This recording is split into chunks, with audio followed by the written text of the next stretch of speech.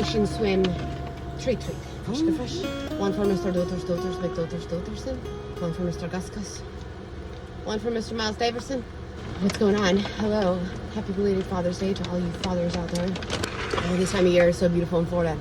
The water's just crystal clear, and you can walk out like a mile, and it's like a sandbar, so it only goes, you know, shin high, ankle deep, and in some little pockets it's deeper, and so the dogs can get like fully immersed and swim while we're walking, and so we just like walk, and we have the best time. So that was really nice. I have to say that living on the Gulf of Mexico is not as extreme as you think it would be in the summertime.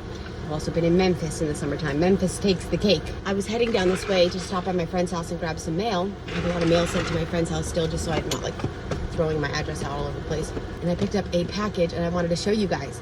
So, you know, it's been one of those things. I drive older trucks. This is an F-250 2003. My other truck is a 1996 Ford Bronco. And it's just been getting a little weird, you know? Are they trying to get all the old trucks off the road? Why are they making it so difficult for people to work on their own vehicles? I mean, even our president mentioned it. They don't want people to fix their car. The right to repair your own private property is under attack. Because if manufacturers or dealerships want more money, well, they want you to service with them. If they make it so you can only service with them no matter what, well, then they're going to, in an authoritarian way, force you to let them make the money. I was talking to my Patreons a couple of days ago about how I was trying to find a driver's seat for my Bronco, and like, what's up with all the junkyards going up into flames? Is this just like a coincidence? And I pulled up a list of like all the fires that have happened, and it's pretty extensive. All the junkyards. I mean, is it a coincidence? Like, why are they all going up in flames? You know, and is it true? Are they really putting ethanol on the gas to make our old engines go bad? I mean, there's all these things I keep hearing. And don't even get me started on the buyback program, my friends. You guys can go down that rabbit hole yourself. I've never been more inspired to be able to continue to work on my own car. So I got something. My F-350's throwing some codes, or whatever you call those. The ABS light won't turn off, and my brake light won't turn off. So I have a ThinkScan 662. We're gonna diagnose our own vehicles. Because here's the deal. I became pretty much a self-made mechanic the moment that my Bronco started breaking down and I didn't have the money for repairs. And then I saw how much money I saved by changing out my own radiator, that it just got me addicted. So now, you know, I've done the brakes, I've done the starters, the radiators, all new brake lines in the Bronco recently. A double flare, it's looking pretty good. I exchanged the bearings in the Bronco recently, the bearing seals. There's my seal, it's just eaten alive. Gosh, you name it. So I'm getting pretty advanced. But the thing is, I don't know how to figure out what's going on with my ABS or why my brake light is on. So this is one of those little scanners that they have in, like, if you go to a mechanic. Since I've never been so inspired to keep my old trucks running as I am now, because it seems like they want all these old trucks off the road, I'm like, what do y'all have up y'all sleeve? I'm keeping my old trucks on the road. I've got 300,000 miles on this F-250, and I have almost 500,000 miles on my Bronco, both original engine, original transmission. So we got to keep these babies on the road. Anyways, I'm gonna open this up. It hardly comes with anything. I like that. Got an instruction manual. Let's get rid of this box. You know, can somebody like me with minimal knowledge use one of these and be able to diagnose my own car?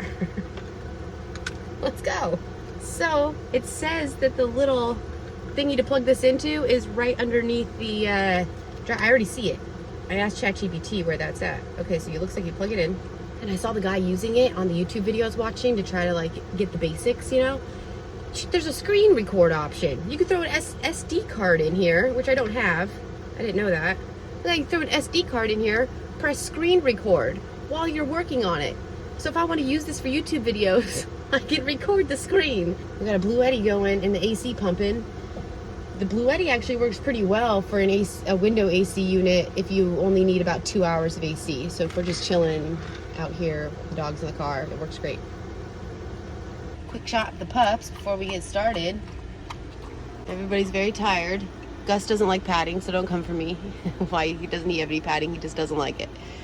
So, do you need any water, my love of my life? Any water? No, not thirsty? Are you sure you want to think about that? Nice and fresh, yeah?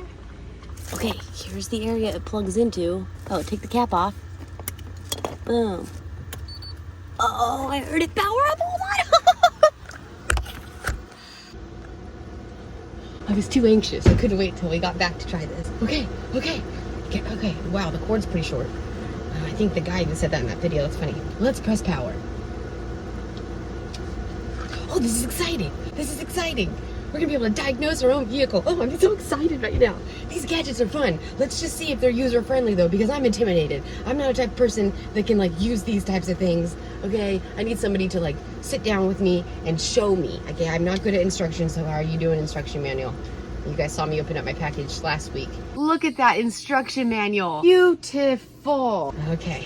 All right, how to use number 4. It's all right. We got some pictures. They're not in color. Okay, but that's okay. Let's just figure out the code. It's scanning the VIN. Okay, scan away, baby. You have to have the key switched. Okay, so here we go. Vehicle F Series Super Duty 5.4 automatic gasoline. Okay, is this vehicle information correct? Yes, it sure is. Okay, it's loading. I feel like such a mechanic right now. Okay, hold on. Oh, I'm gonna keep this in my car. And anytime somebody's broken down, hold on, let me diagnose you. Hold on.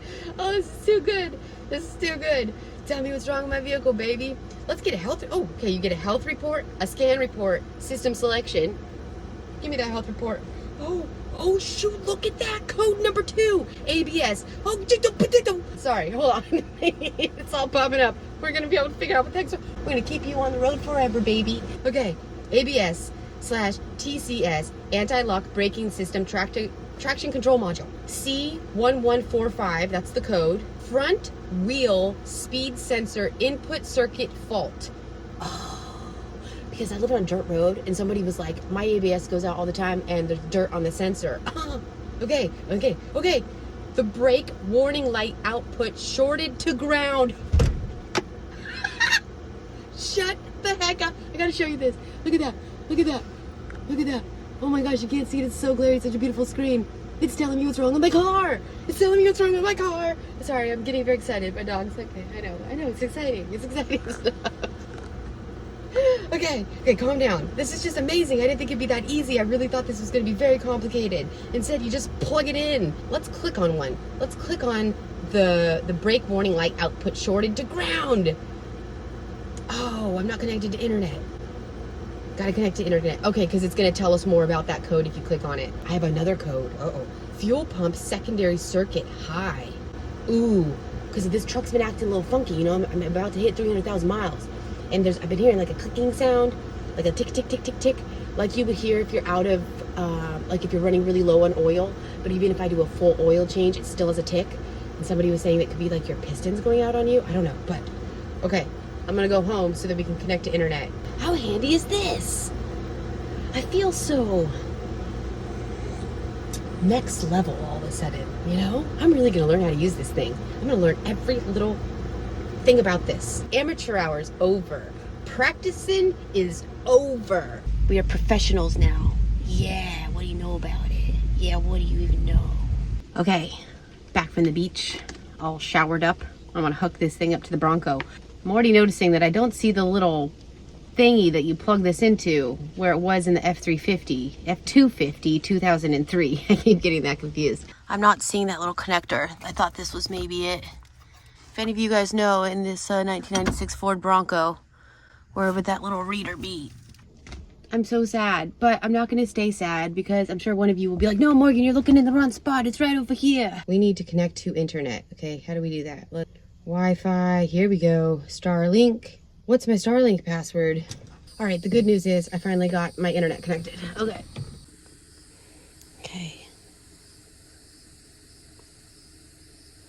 Okay, so I want to do this. We're going to look at the wheel speed sensor input circuit fault. Let's get some information about that. Okay, so see, it tells you fault code C1145 typically indicates a malfunction in the ABS hydraulic pump motor circuit. This thing's in the way.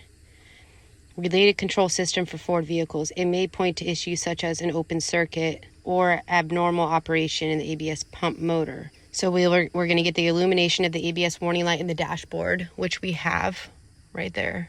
Possible loss of ABS functionality leading to longer braking distances or altered brake pedal feel. That's what I mean. When I take my foot off the gas, it feels like the brakes are still like, it's my vehicle slowing down with me not even pressing on the brakes. In some cases, the vehicle may enter a fail-safe mode, disabling traction control or stability systems. Okay, initial inspection. Check for visible damage to wiring, connectors, or the ABS pump assembly. See, it's telling us what we need to do. Okay, if the ABS warning light is on, proceed to scan for additional fault codes. If no other code is present, focus on the ABS pump motor circuit. Wow. Diagnostic procedure. Use a diagnostic scanner to monitor live data from the ABS module, specifically the pump motor voltage or current draw. Okay, if data shows abnormal values, proceed to circuit testing. And then it tells us about the circuit testing. The ABS pump motor test. Directly apply a 12-volt power to the pump motor terminals. All right, if accessible, to verify operation.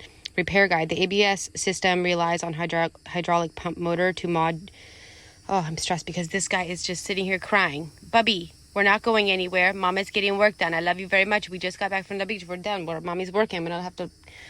You guys need to just chill out for a minute. We're not going anywhere, baby. I love you. Here, this will shut you up.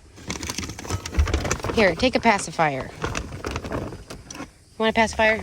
Here you go. There you go. Hasta luego. Thank you. Would you like one too? Oh, that's really big. Would you like one? Yeah, so yes, okay. Oh my gosh. These have to be up high or this girl will find them and she will eat the entire bag. Okay. Oh, look who heard the bag. Well, we know your hearing's good. Okay.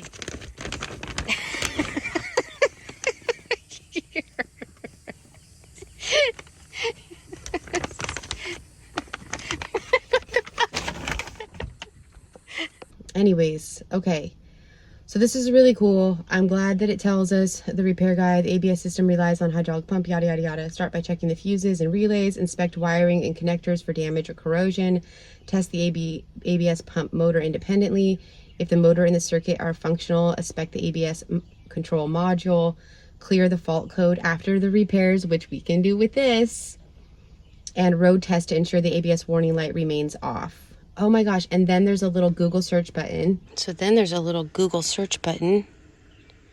And I'm pretty sure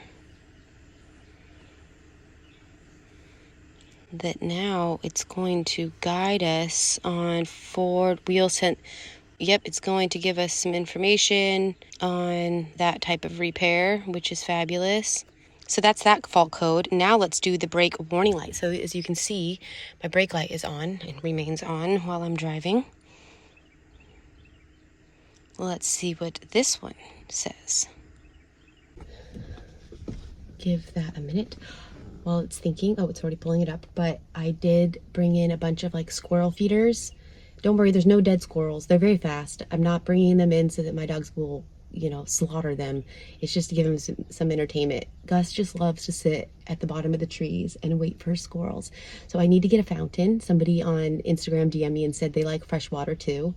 And then, but yeah, I made like a little squirrel house, and it's been fun to watch them come down and eat food. Especially they've like started to learn the dogs, like they know the dogs are here, and they like come down and start looking around. One guy's like looking around, and Gus was dead asleep, and so he's like, all right, it's time to eat, and started eating. And I put the squirrel feeders up high so that when they're eating, they can't be caught off guard by a dog, you know, give them some fair advantage. But if I start seeing dead squirrels, like he actually starts catching them, you know, I'll put a stop to it. It's not the point. I'm not here to torture animals, but it's just all fun and games, you know. Okay, so let's read about this light. So I know it's hot in here. Hop outside, bub. Hop outside. I'm sweating too. Okay, so the brake warning light output shorted to ground. Check the wiring harness and connectors related to the brake warning light circuit for visible damage, corrosion, or loose connections. Inspect the brake fluid level sensor and wiring for signals of shorting to ground. Verify the instrument cluster's internal security for faults affecting the warning light output. Component testing, and it just goes on and on and on and tells you all the things that you need to do. It says that my PCM powertrain control module is abnormal. Let's see. Let's click on it and have it tell us.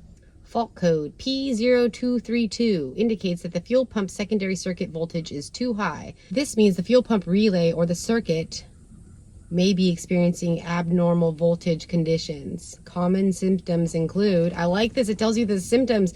Engine may not start or may stall unexpectedly, not having that. Fuel pump may run continuously or not operate at all. I'm not having that. Check engine light illuminated with DTC stored. Okay. Inspect the fuel pump relay. Turn ignition off. It tells you everything you need to do. Yada, yada, yada. Okay, so we're going to definitely have to look into that one. Wow. Okay, so we have our work cut out for us in the F-250. Great. It's time for this thing to get a little, oh, and you can clear the codes on this then. We don't want to clear anything until we do some work on it. So we'll do that. This is really exciting. I know for some of you it's probably super boring, but for me it's not, because I have 2 vehicles that are older and I want to be able to keep them running and keep them safe and keep them on the road.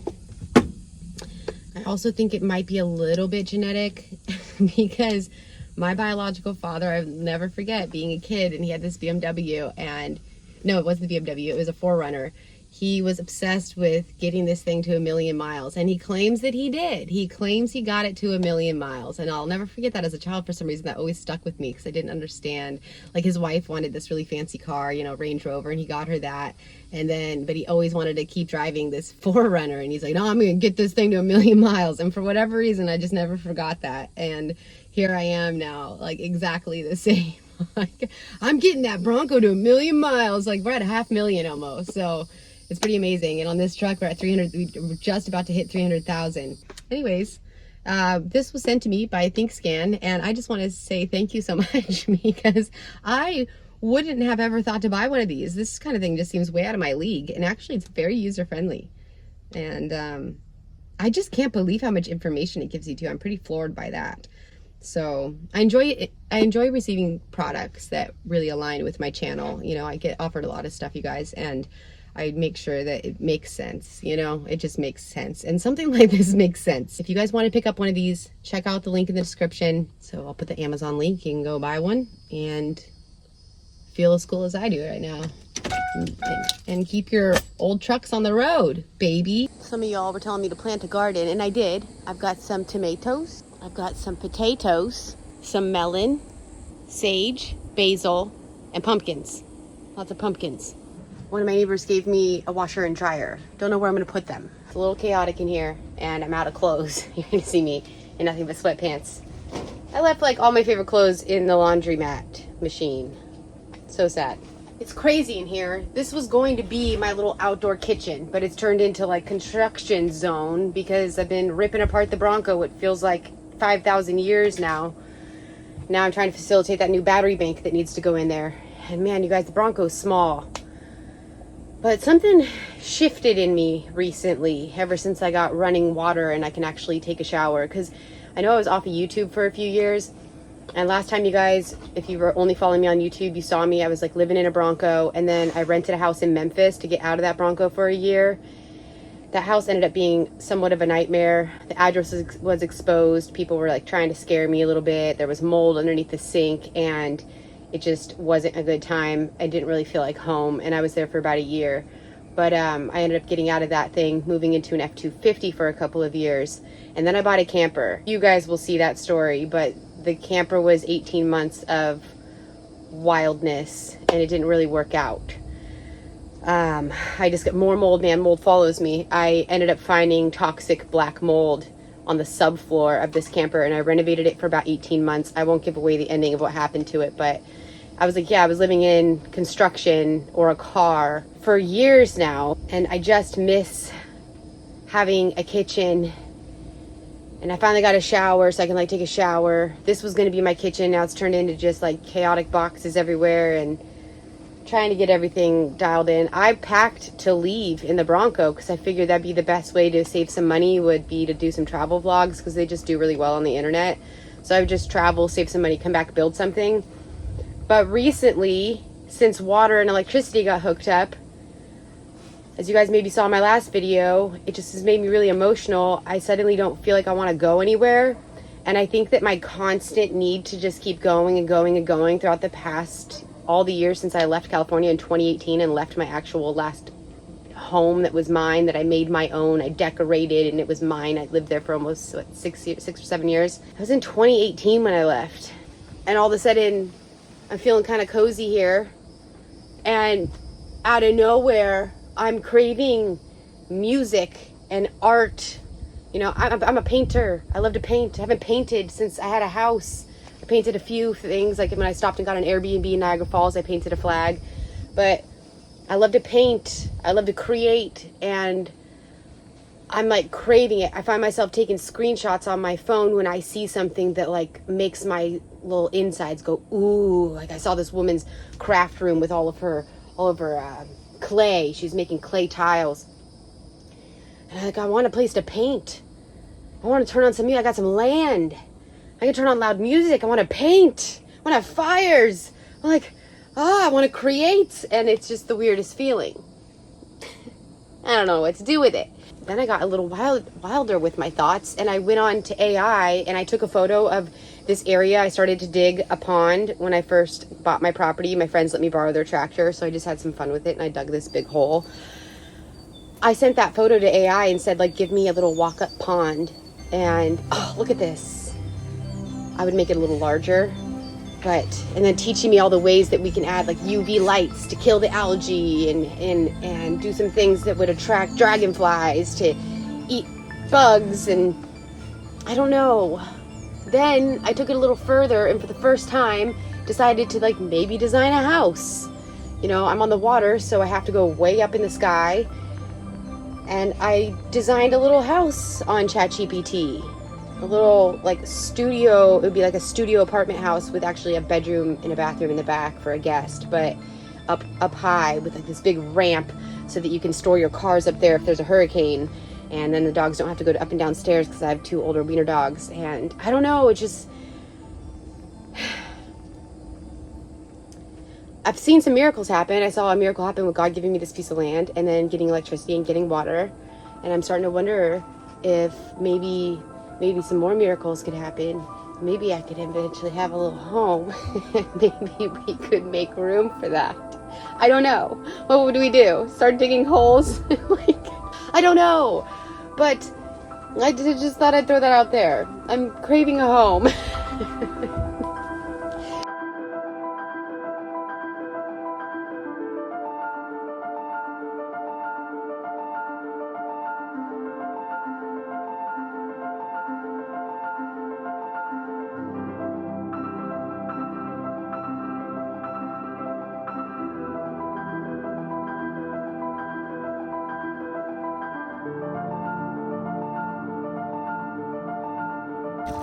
Get 'em, girl, get 'em. Get those fishies.